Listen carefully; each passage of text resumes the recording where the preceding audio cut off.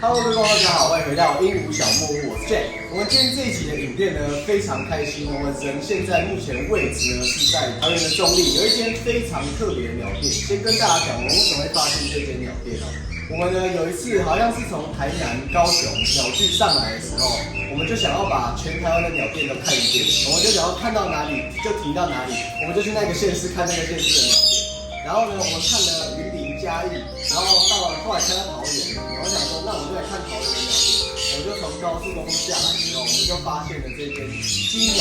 然后后来呢，有跟他们的老板接洽到，然后也知道他们非常用心的在经营这间鸟店。那我们就掌声欢迎金鸟园的老板跟我们分享这间鸟店的故事，欢迎。要跟大家自我介绍一下。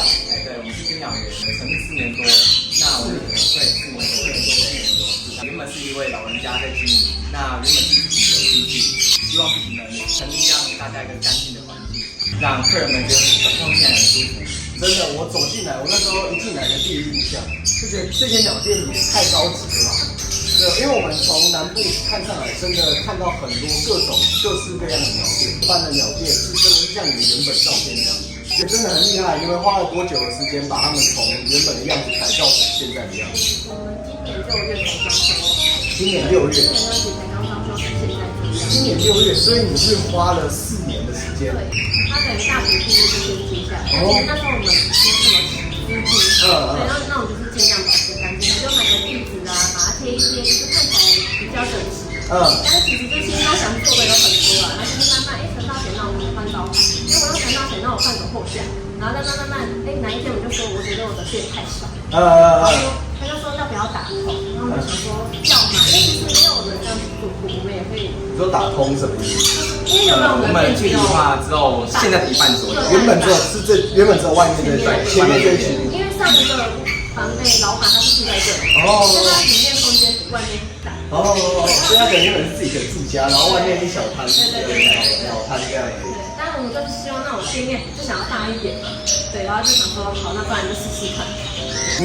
我觉得这个真的还蛮励志的，因为我觉得这么年轻，然后做了一间店，这真的是一件很不容易的事。你们在从零开始改造这间鸟店的时候，有没有遇到什么困难，或者是你们最印象深刻的事？我觉得最困难的其实是客人对于小鸟的认知，可能会有点不大一样。像大家对传统的小鸟来讲，他们觉得说，它就是小鸟。可是其实现在的客人朋友们，他们会觉得说，小鸟就是跟猫狗一样，那为什么不能跟猫狗一样当做家里的宝贝呢？甚至他们觉得放在户外、挂在树上，其实我们都会蛮不建议的啦。因为天气来讲，我们其实人站在外面，我们都会中暑，何况是小鸟，因为他们身体也是很脆弱。所以也希望客人就是经过我们的改变，也希望客人能跟客人就是讨论，或者是请他们带进家里面，对于小鸟来讲也会比较好。老实说，我觉得装潢这件事，你有钱都做得到。可是你要怎么让客人的想法去转变？对，这是我觉得最难的地方。所以你们花很多时间是在跟客人沟通，对，是客人当然自己去认识鸟养鸟，我觉得这是一个困难的地方。但是我觉得更难的是怎么教会客人。你要怎么让他知道，这是宠物，我要怎么去把它照顾，去爱它。不然其实比较早期的养鸟的人，可能就走进来之后，我要一只鸟，一只鸟抓过来多少钱？对，多少钱？台湾养鸟太厉害了，太有趣了。真的非常不容易。那可能就麻烦你们跟我们观众们简单的介绍一下你们的店里面，然后任何一个感动人的地方，或者是印象深刻、有故事性的地方，都可以跟观众们进行分享一下。好，我们一起来看一下。好。那我们介绍一下，这边的话是爱情鸟、小鹰跟牡丹，这边是玄凤。玄凤的宝宝，对，玄凤宝宝。那在右边的话是我们虎皮的宝宝，那他刚好正在学吃。那其实我们平常的话还有在喂奶，他们觉得说我从小就喂饲料了，为什么你们现在要喂奶粉？那我觉得我们的差别在说喂奶粉的状况，奶粉它现在属于比较先进的饲料了，因为是一种饲料，喂它可以增加亲密度，再者饲料的营养有时候甚至没有比奶粉的好，所以幼鸟的部分其实不要因为它是小型鸟就觉得说我不要花那么多钱去省那个费用来去喂它。对，最早我记得很多就是比较传统刻板印象都是喂小米，对不对？对，没错，泡温水然后就一直喂。没错。我们人的话单吃一样东西，可能真的是可以活着啦。那变成说，那活的健康程度，我会不会因为这样子就很容易不舒服，或是抵抗力比较差？那真的没办法得知。那小鸟也是一样，就是我们希望可以让客人，而且像猫猫狗狗，我觉得大家观念已经很有，就觉得猫狗，甚至现在有狗狗月饼嘛，大家同学，因为大家想不到，就觉得为什么还要吃这些？为什么要吃这么多东西？对啊，他们好像还是把它停留在过去，可能养野鸟，吊在树上的那种概念。我们就很希望可以去传达这个，就是像那个猫猫狗狗一样，它也是宠物，它也是你要去赡养它，对它才能健健康康。所以以你这样子在沟通下来，有慢慢感觉到有改变吗？有还是会有，是好事。前面你刚刚说这边的是很可爱的牡丹，他们的话跟你们去购买的话，你们就是会教饲主说怎么去照顾幼鸟。对，这个小单子的话，就是我们自己整理出来最简单的一些小背包，让你们在照顾的时候并不孤单。因为有时候可能晚上的喂食，可能我们回复的会刚好可能在忙，回复比较慢。那你们可以照着这个就是一个大纲，让你们去了解说，可能温度会不会我现在很热，吹冷气的？那小鸟是不是不能吹冷气呢？或者是温度是不是需要多注意呢？那温度的部分还关系到奶粉室内的温度，再就是奶粉浓度也很重要哦，所以会关系到它们消化的速度这些的，我们会尽力的协助你们。好，这对饲主来说真的很重要，因为饲主其实不管是逛哪一间鸟店，最害怕的就是买完鸟之后人就不见了，没人物，这个是刚开始在养鸟最害怕的。对，之前也有人说买鸟，然后就传私讯跟我说，店家不见了，人不见了，不知道怎么办，人家开始要上网一直找。对啊，所以我觉得这一点是真的还蛮贴心的。对，那我们继续来看一下你们这一区是你们的用品区吗？对，没错。那像我们家的话，其实常见来讲有喂食器、汤匙，还有软罐。那我们家的好处跟优点在于说，不管是汤匙还是软罐，或是喂食器，我们都会教导你们怎么使用。这边的话有我们的止血粉，然后或是一些洗澡沐浴粉或是钙粉，好多种哦。对啊，真的蛮多的。奶粉区，那奶粉区的话就最重要的因为毕竟是奶粉的话，就是从小幼鸟开始摄取的部分。那目前的话，我们就是卖一些大牌子的奶粉，像是 Kitty 啊、A 牌，还有西金斯的奶粉。那像现在甚至我们是有自制的奶粉，这样的话我们自制就是谷物奶，加上蔬菜水果配方那些比较维生素。那你认为这些奶粉里面，你都会怎么推荐客人？推荐客人的话来讲，现在目前我们自己喂的话是自制的奶粉。那谷物奶粉的话，因为每个客人使用的养鸟的可能经验或者是奶粉的配方可能都不大一样。像 K 牌反而是谷物奶的基底，那它的话适应其实蛮多种鹦鹉的。不过像我们自己的经验来讲，西密鹦鹉或是肠胃道较细的鹦鹉来讲，金海、凯特或者是折中可能会比较建议用 A 牌的奶粉，它的质地会比较细，那泡起来的话也比较适合它们的肠胃道。了解。所以其实就算只是奶粉，它的那个妹妹嘎嘎也是很多的，小细节也是很多的呀。那在这一区的底下，我们看到的是它的外出笼系列跟这个是木屑系列，就是它的底下的变调系列。等于说这边的话就变成说是我们的幼鸟区域。这种幼鸟的话有发现到上面刚刚介绍的区域是我们喂食器的部分，旁边的话是奶粉，那下面的话就是我们的垫料。然后这边的话是它的站台跟外出笼。对，外出笼的话，我们现在是提供白铁的。白铁的话就其实蛮适合像金太阳啊、灰鹰啊、月轮，它们可鸟性比较强。那其实我们会适合白铁的鸟笼。左边白色那个是什么？这个是我们笼子里面垫子，小朋友他们直接垫子，那在于清洁上面会比较方便。那它的话是因为我们寄宿的小朋友，他的话太爱玩了，他会把它翻开，所以我们还是要注意一下。所以这一整区都是寄宿区。对，那我们寄宿的话是用白铁的笼子，你们来寄宿也不用担心说我们家鸟会不会吃到烤漆，或者是会不会因为环境不好。我们的笼子的话，像小朋友回去，我们就立马去做清洁，立马去晒太阳做杀菌，这个可以放心。哇，这算真的很贴心，而且是很干净的一个环境。所以你们寄宿的话，包含什么年假啦、过年啊这些都对，我们都要做寄宿。了解。那各个品种都有吗？目前的话提供小型到中型，中型的话会落在金海，那最小到虎皮、太平洋都有去做寄宿。以技术方面来讲，就是好像是中大型的比较少，大部分中小型比较多，会比较环境要够大。而且那个金刚也是蛮大的，然后声音也比较大，然后环境的需求那些都比较大一点。那我们继续往下一关。好，周边区的话在于说，周边是我们在装潢后面才跟就我们创作家们做周边区的设立。是。那周边区的话，就是舞动奇迹的。哦，舞动奇迹，是。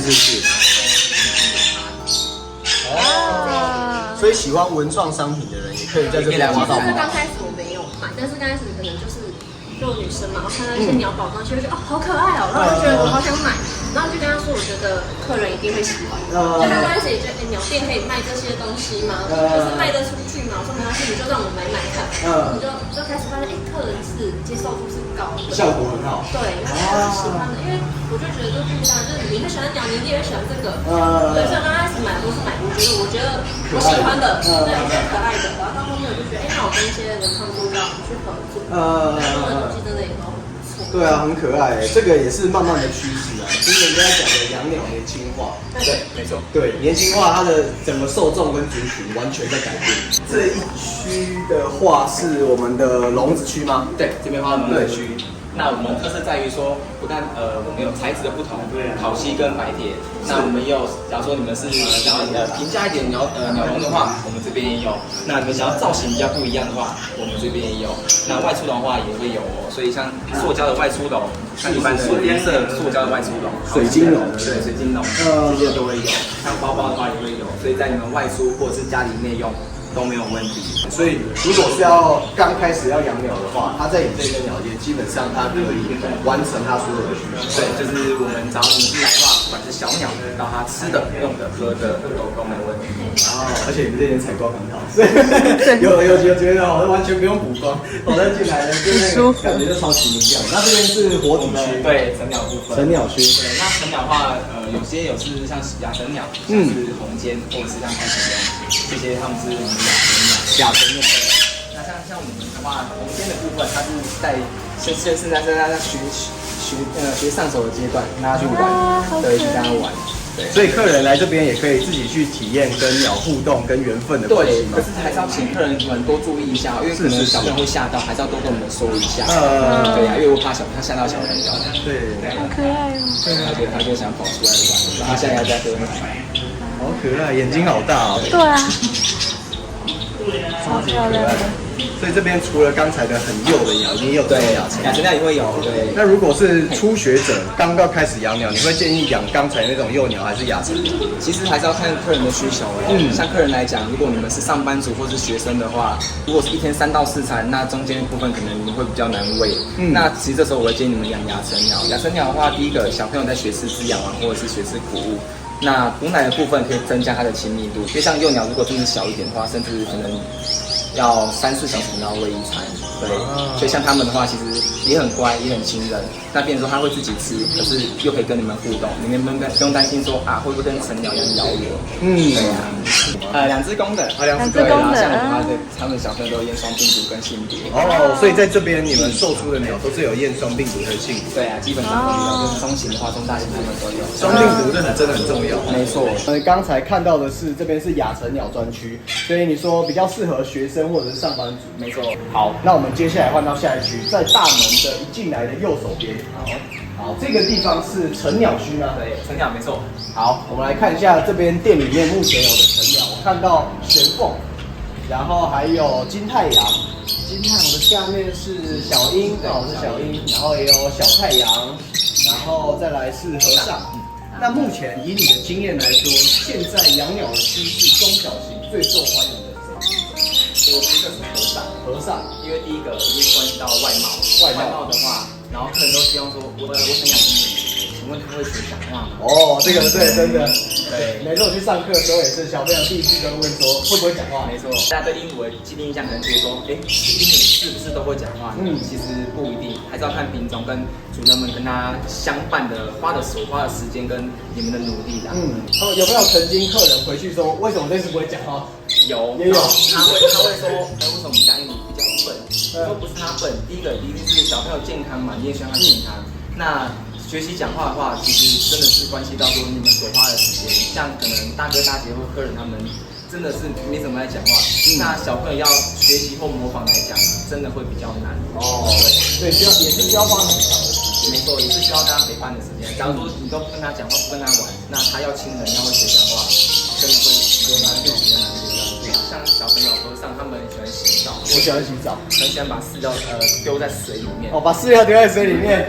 饲料对，他是把像我们都会把玩具，他们就第一个破坏没关系，玩具是给他们做消耗品，就是消耗排解压力无聊的。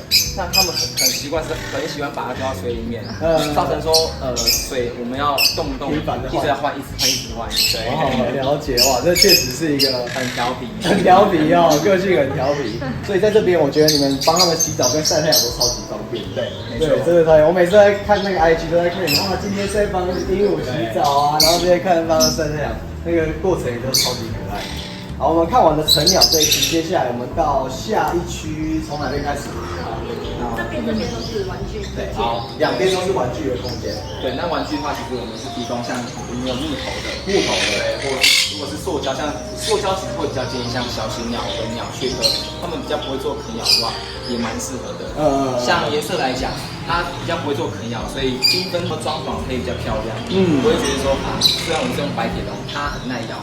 不过白铁笼它毕竟是银色的嘛，那可能在点缀上面，你会希望有些色彩，就希望它就是就是银色冷冷的感觉。所以通常有颜色的，它就是会想要丰富它的室内装潢。对呀，不知道你们看得开心啊？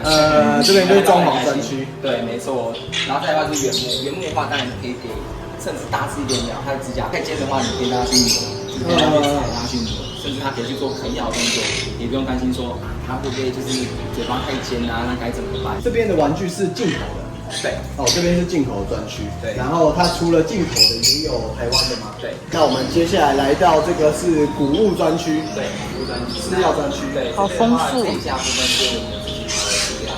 对，在整个真空的电源情况下，你可以放得比较久，比较好保存。对，比较好保存。是不用担心说，会不会放很久，会不会有虫吃的问题，比较不会这状况。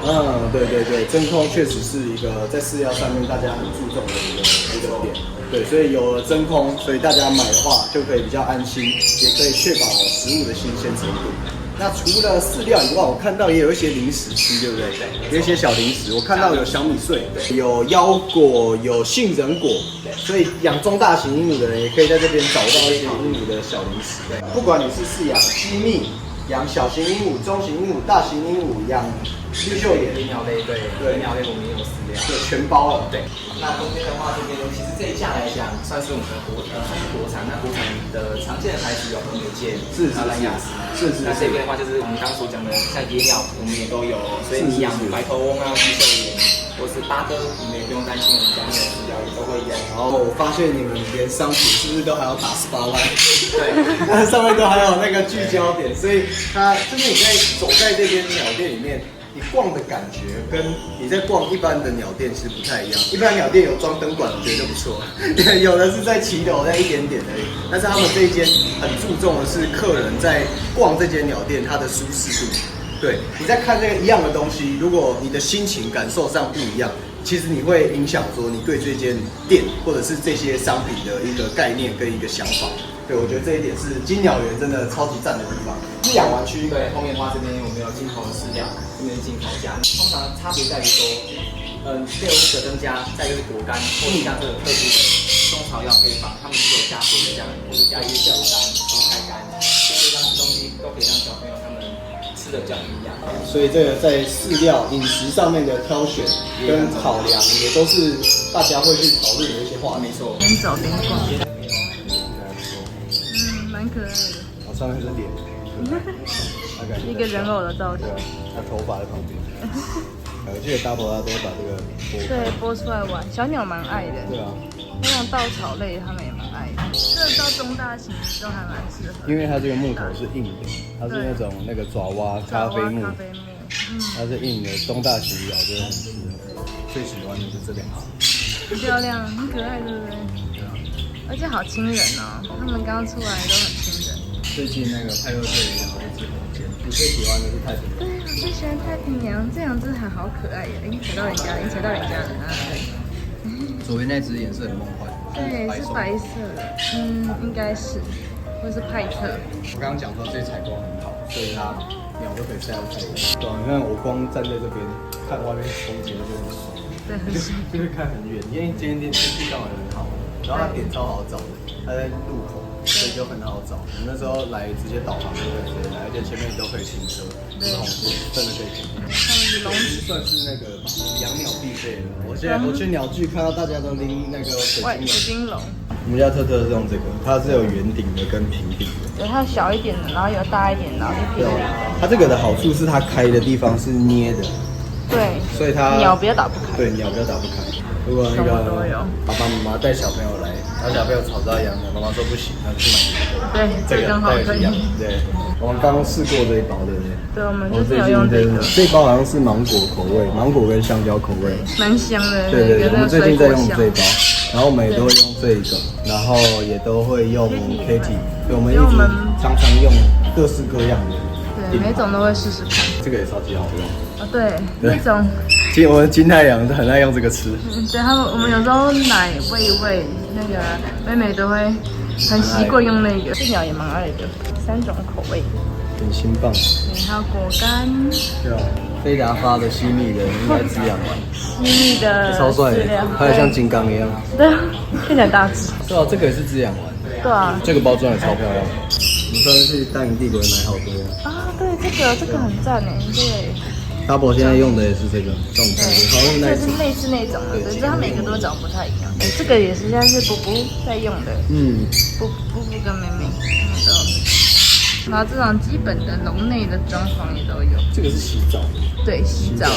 那我们今天这一节影片呢，就差不多记录到这个地方。那也非常感谢老板跟老板娘为我们介绍。我觉得这间鸟店真的是我个人非常值得推荐给桃园地区、北部地区这一区。如果你是有饲养鹦鹉的人的话，这个地方是很值得你来走走看看来去逛街，享受不错的下午的午后时光的一个地方。对，那最后有什么想要跟观众们宣传的吗？那谢谢大家，希望大家能多多支持金鸟园，支持 Jack。好，谢谢。那未来对金鸟园你有没有什么期许，或者是期待，或者是你想要改变、想要创新的地方？创新的地方，对，慢慢要大型，我很期待哦。我希望大型可以看到我们这样子。真的超级赞。那我们就今天影片就差不多介绍到这边。那喜欢我们的影片的话，不要忘记帮我们按赞、订阅、加分享，也要记得去 follow 一下金鸟园的有脸书粉专吗？有 IG 也有。OK， 那我们也要记得去 follow 一下金鸟园的这些相关的讯息。那我们就下次的影片再见喽，晚安，拜拜。他自己去玩。哇塞，太舒服了！自己小孩啊，发伞在那里，飞远的要吹哨子哦。你上次嘞？发伞来，我下车车上。如果你觉得它飞远就要吹哨。有人，去哪了？在哪？面前来，发伞。他还在玩。发伞，来，发伞。没事。好棒啊！你好棒耶！你好棒啊！哇，你很会飞耶！哇，他已经很会绕了。你成功了耶！你怎么那么厉害？你怎么那么厉害啊，帕萨？你怎么那么厉害？你叫爸爸？你还会叫爸爸吗？是忘记了。你说爸爸？说爸爸？你说爸爸？忘记了对不对？但翅膀还是会打开来。